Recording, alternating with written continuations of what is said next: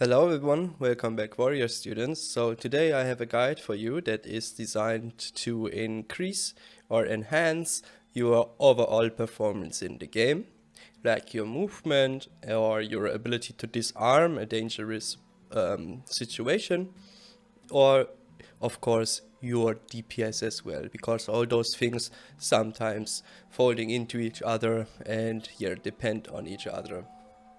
For example, being able to move a certain way and press your rotation at the same time can greatly increase your DPS in some encounters, may it be a PvP encounter or a PvE encounter obviously as well. So in this video we are going to talk about macros, or one specific type of macro I really like to use and is not really common among WoW players, especially in the earlier expansions, but is absolutely insanely super mega useful. So we have this one macro we want to talk about, or this one macro type. We need to talk about awareness.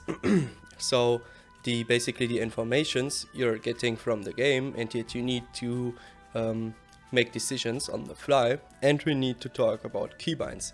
And by keybinds, I not only mean like your buttons that you press to perform, that your character, that you press to make your character perform a certain ability, or to cast a certain ability, or take a healing potion, as well a little bit about character movement controls, movement and camera. I can't stress enough how important keybinds actually are, because the keyboard and the mouse are like the connection or the translation between the things that you want to do and the things that are like happening in the game. Like, you can obviously not control your in-game character with your brain the same way you would control, like, for example, your hand or your feet. There's something in between this, right? And this is your translation, and the translation is your keyboard and your mouse. So it's very important that this translation is extremely clean and that there are no hiccups in there, so that there are not things that don't really fit together, and because then there will be actions that you cannot really perform, like moving a certain way and then performing an ability while you move a certain direction could be impossible if your keybind setup is suboptimal. May it be movement, or may it be your abilities that are bound to specific keys. So a lot of people that are used to click their abilities are not really interested in changing that, because you think that it worked just fine for you for the last 10 years. And this is maybe true, but you have to keep in mind that there are some actions that you cannot perform. And because you clicked on this video, and because you are maybe a regular visitor to my channel, or maybe you're even subscribed, and maybe you have even seen some boss guide videos in the past, or dungeon guides, you can tell that you are not only concerned about your performance in terms of DPS, but you are as well concerned about your performance in a raid encounter. And I earlier now told you that one of the things that plays the biggest role, or one thing that plays a very big part in your performance, is actually your ability to press to maneuver your character around. And if you are somewhat concerned, or even a little bit concerned, about your performance in terms of DPS or boss encounters, you really should give this keybind idea or this keybinding idea a try. And you maybe think that it's too try hard, but I can assure you that it's not, because it's extremely easy to get used to new keybinds if you know how, and I'm going to obviously tell you how. I am an expert on this because I get used to new keybind setups all the time, because I like to build up new keybind setups, and I like to build new interfaces once upon a time, or like once every couple of months, and therefore I'm I'm really used to getting used to new keybind setups, and I have a lot of methods that you can do, that you can use for this, and they all work extremely well. So, but before we go into these methods of how you want to learn or get used to new keybind setup, we obviously need to talk about how you want to set up your keybinds. The first thing you maybe want to change is actually not on your action bar down here, but in your movement keybind controls. So the default here would be turn left and turn right on A and D, and strafe left and strafe right on Q and E. But Q and E are one of the best keybinds for using using your buttons, basically using your abilities, because they are very close to WAD, and the closer basically your key that you want to press is to your movement controls, the easier it is to access, and the smoother your movement slash castings, like casting abilities, becomes. And therefore Q and A really wants to be free from movement, because you really don't need turn left, and turn right is completely useless on your keyboard. You can just right click your mouse and turn with your mouse. It's faster and it's more precise than doing it on a keyboard. So you only need strafe on your keyboard. Like, don't be afraid to change things. It will happen all the time in your life, and adapting to change is not fun. It's not an ability that you lose while getting older. It really isn't. It's only something that you might be afraid of, but it's not something that you can't handle. And it can be refreshing, and it's also really good to improve, because if you stop to improve, you're basically dead. That's the way I see it. So see this as a chance. If you don't already have your keybinds set up like this, and you don't already have all your buttons on key bindings, see this as a great opportunity to enhance your abilities. So, but before we want to talk about how you learn your keybinds, we need to talk about how you want to set up your keybinds. So, specifically on a warrior, you want to put in a lot of thought into your keybind setup.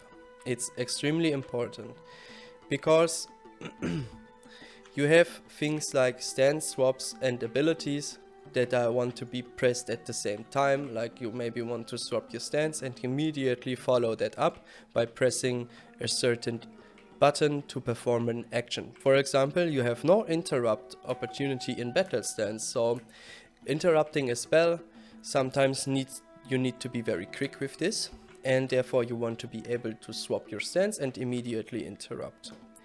So for this, you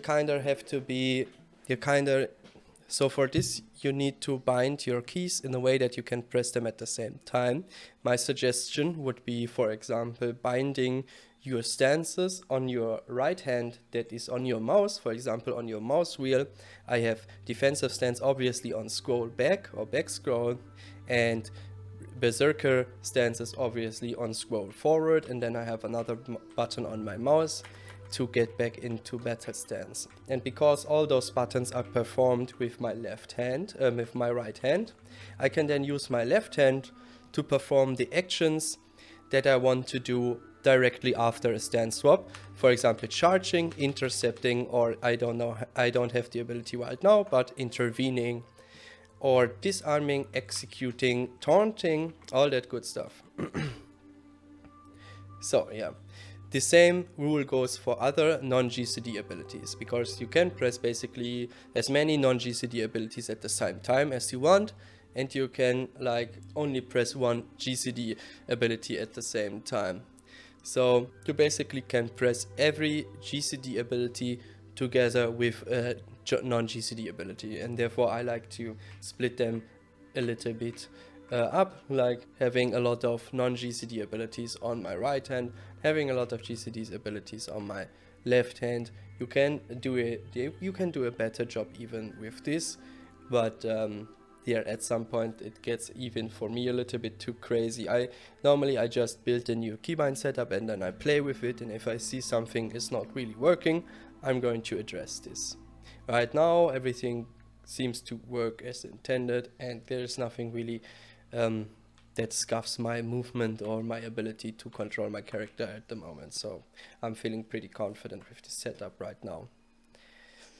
So another thing that you want to do as a warrior is you want to keybind the abilities that are only performable in 1 or 2 stances in a smart way, and like split them up. For example, the F key on my circus stance is bound to my whirlwind ability. So what would make sense to bind to the F key on battle stance and defensive stance?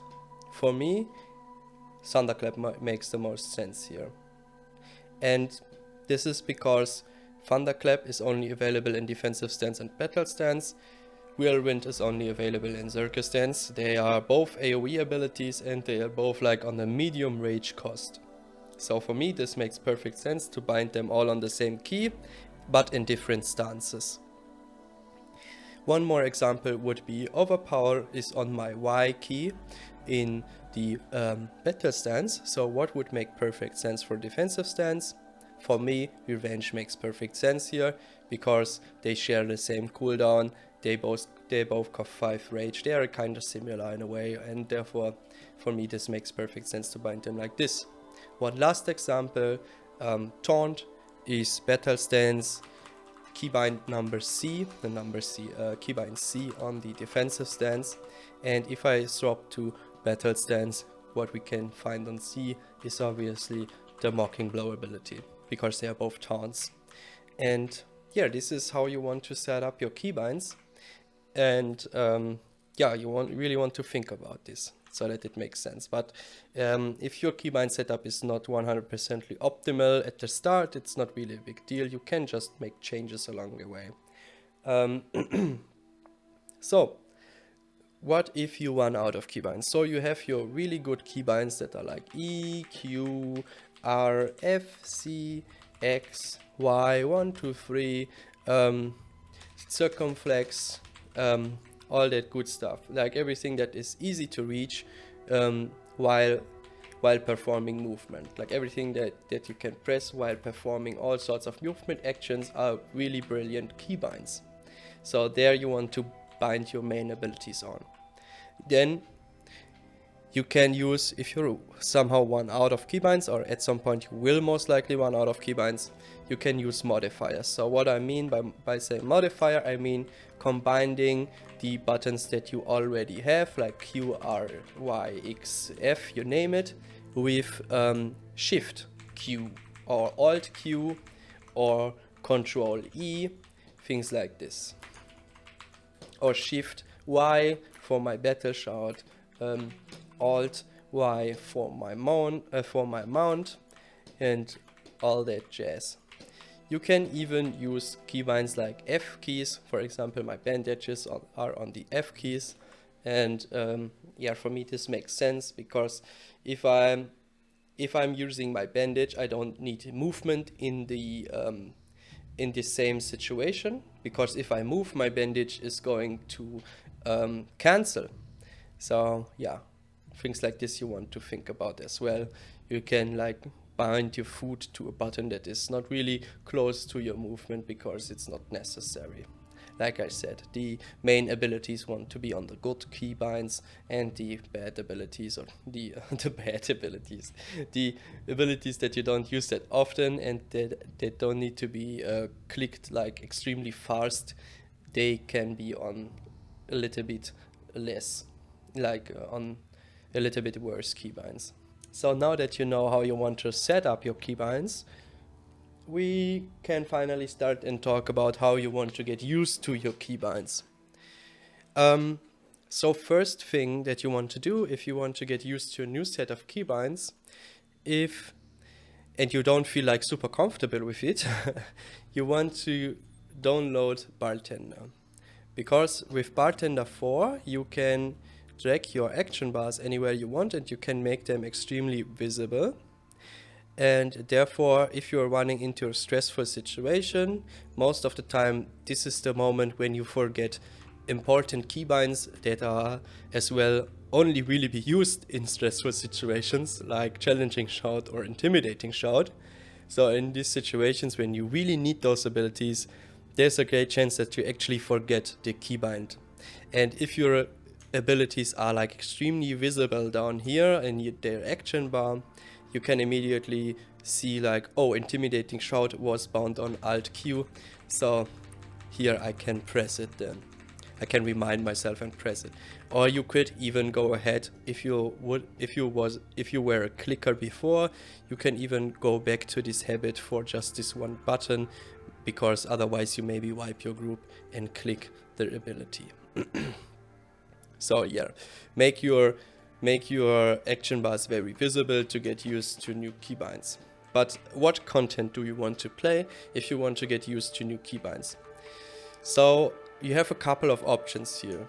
The best option, we will start with the best option, is Battlegrounds. Why? Because in Battlegrounds you are forced to use your offense, your defense, your utility, your mobility, even things like your bandages all the time, basically almost on CD. So you are forced to get used to your keybinds extremely fast. And there's one major benefit to this as well, and this is that your personal performance in a battleground doesn't really matter that much. Like, it's more important that you're at the right place at the right time. Like, for example, you are in Arati and you're guarding a flag, you're guarding blacksmith.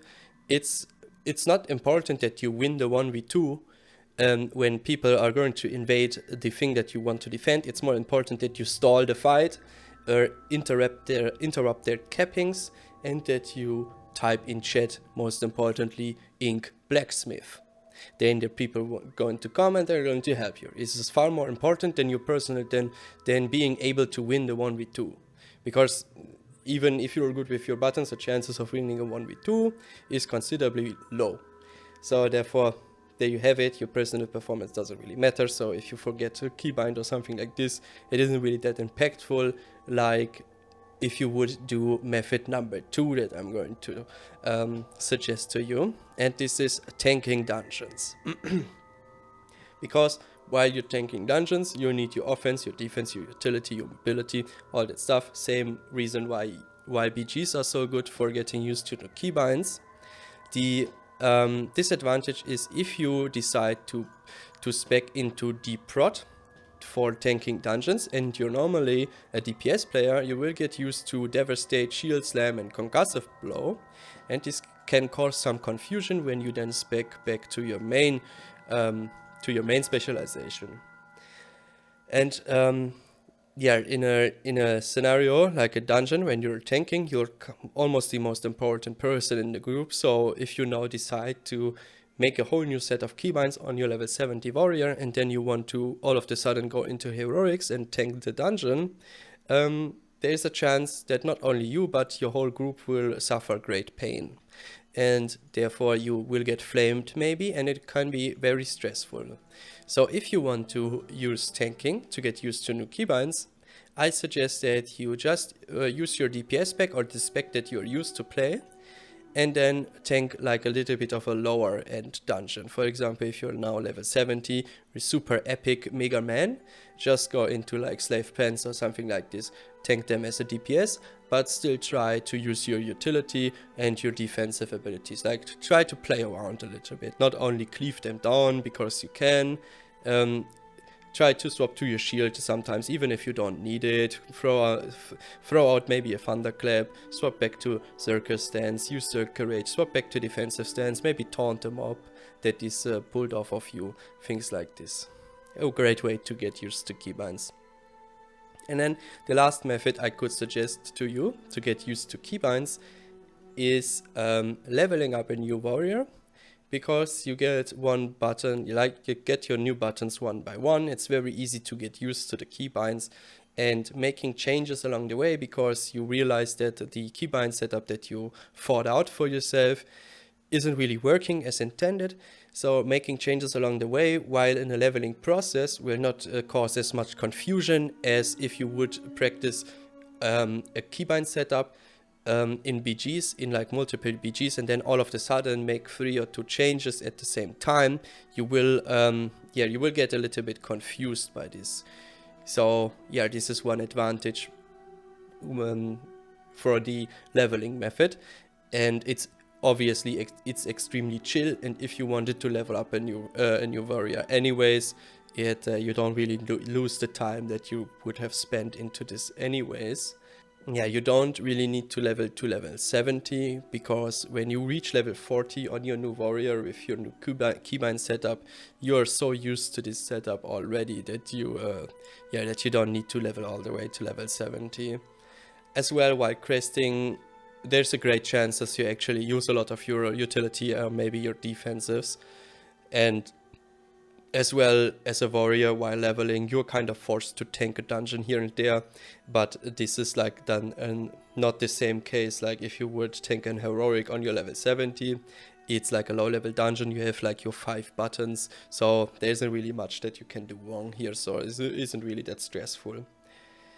You could level on the Season of Mastery servers or on a private server where you get more experience, so it wouldn't even take that long actually. So yeah, these are like the 3 methods that you can get used to keybinds. These are like how you want to set up keybinds, why it's so important and why you should give it a try. And now we are going to dive into the next part of the video, and this is the awareness part.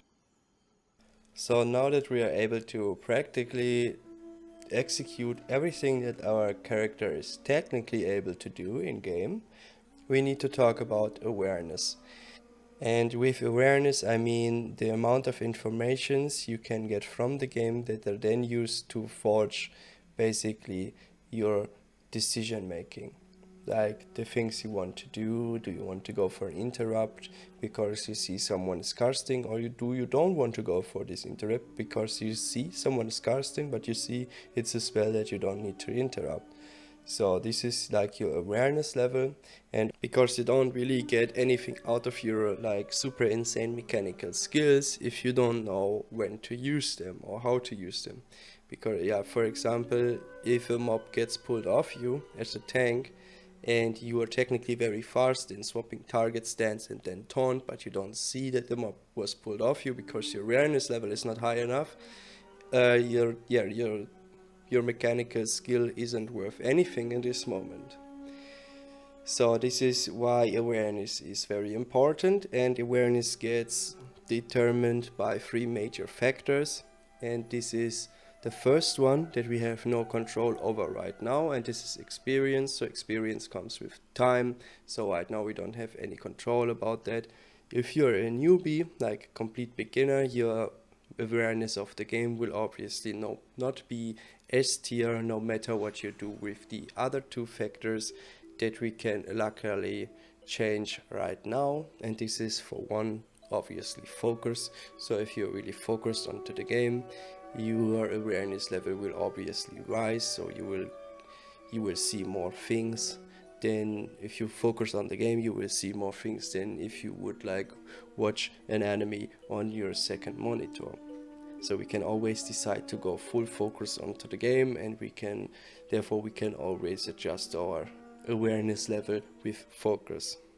And then there is another thing that we can change right now, and this is our interface, because our interface is like the main source of information that we need to make our decisions.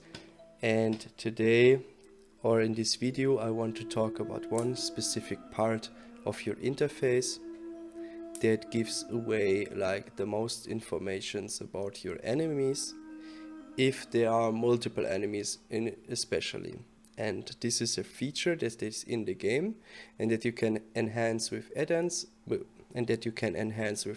and you want to do that as well, like you want to enhance it with add-ons. The feature I'm talking about sadly is not used by everyone, just like with the keybinds. And just like with the keybinds I said before, if you're even slightly interested in improving your performance, you want to use this feature. And for this feature, there isn't really an excuse like it's like it's too try hard, or it's hard to use, or I need to get used to, or anything like this, because it's your nameplates that you can just toggle on or off by pressing the Y button on your keybind, the V button on your keybind. And yeah, so there isn't really an excuse to not use them. They give away a lot of important informations. I could go basically on forever what they give away on informations. I will only use 3 small examples. The first one is, or maybe 4 small examples. So the first one is, it says you immediately what level the enemy is. So if there is a tank that pulls 4 mobs in a dungeon, you can see if there is a green mob in the pack, or if they're all yellow, if one of them is maybe orange level. So for example, one is orange, two are yellow, and one is green. You want to focus, especially as a warrior, you want to focus on the green one, because it will feed you the most rage, and therefore you can cleave a lot more damage onto the other targets. This can be a DPS increase of up to 100%, comparing having a green mob as your main target while cleaving, or having an orange level mob as your main target while cleaving. Like I said, can be a DPS increase of 100%. Absolutely insane. If you don't have nameplates, you need to tap through all the targets to see if there is a green level 1, or if there is a orange level 1 in the pack that you don't want to attack, or that you want to attack. And yeah, so you could technically do that, but at the time when you tapped through all the targets, you already did like 1 or 2 melee attacks, so you already lost some rage here maybe, and obviously it's super annoying to need to tap through all the targets each pull. Next example is, you always see the HP levels of all the targets that are present, and as a warrior you have an execute ability that you can only use on targets with less than 20% HP, or 20 or less percent HP. So therefore it's kind of nice to know what targets you can actually execute and what targets you cannot execute. Seeing the HP level of mobs has a lot more benefits than only knowing when to use, or on who to use execute, but yeah, it would be too much to talk about right now. The benefits of nameplates, especially combined with an add-on like Plater, are endless. Really, like, it's insane. Another thing is that you can see buffs on the target, for example, and if there are like 2 mobs that constantly buff each other, you can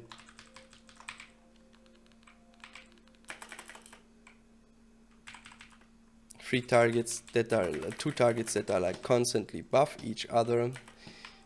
You, for example, if you have a purge, you have a much easier time of purging the buffs if you need to. And then the last thing I want to talk about, you just saw it right there. It's a cast bar that is attached to the nameplate, and therefore if there are multiple enemies, you can see who is casting what. And with the Plater add-on, you can even see who is the target of the cast, and you can see who interrupted the cast.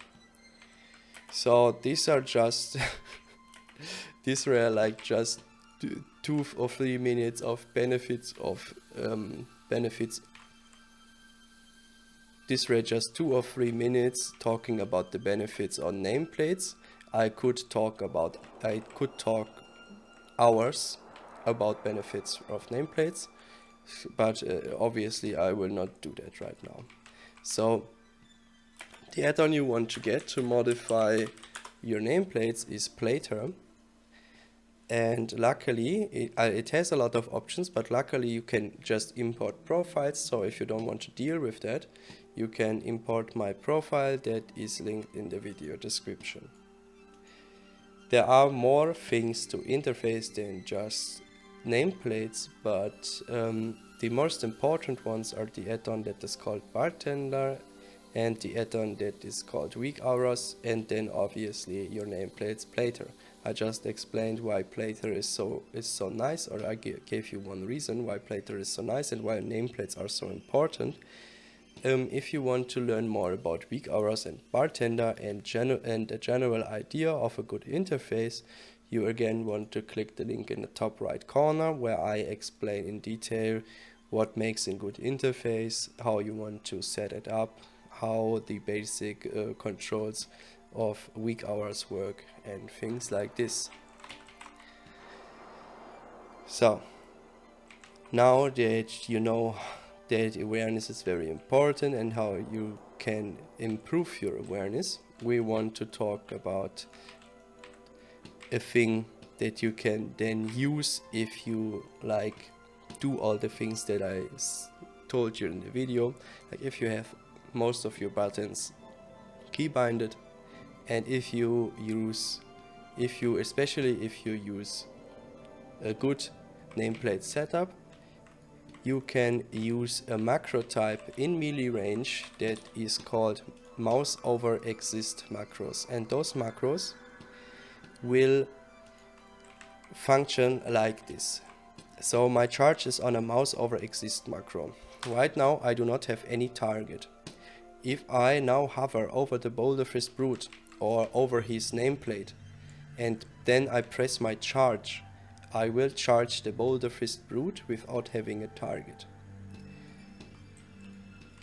This can be extremely useful, and there are two types of Mouseover macros. One is the standard Mouseover macro that only works if there is a Mouseover. So if my charge would be a Mouseover only macro, I could charge him with hovering over the brute, but I could not charge him when I target him and then I maybe have my mouse down here, and if I now press charge it wouldn't do anything.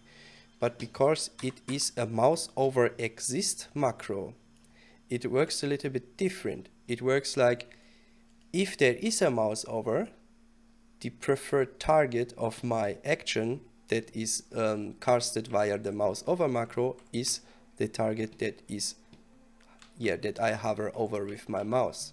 If there is no Mouseover, for example, I target this brute and then I use my mouse as a camera control, my charge will now still hit the brute. I can still use my charge because there is no Mouseover existing right now, because this is why the macro is named Mouseover exist. The macro text will be in the video description as well, so you can just put all your buttons basically on Mouseover exist macros, because it has really no downsides. It only has upsides that you can, like in a stressful situations where there are a lot of enemies and a lot of nameplates and you see one is casting a spell, you don't actually need to change the target, you can just use your macro. I will give you an example here. So first of all I will show you how the Mouseover charge macro works. Here I hover over the brute and now I charge, so I charged him without even really targeting him. Like, this is kind of strange. I target myself but I attack him. I think this is because there's a start attack macro attached as well.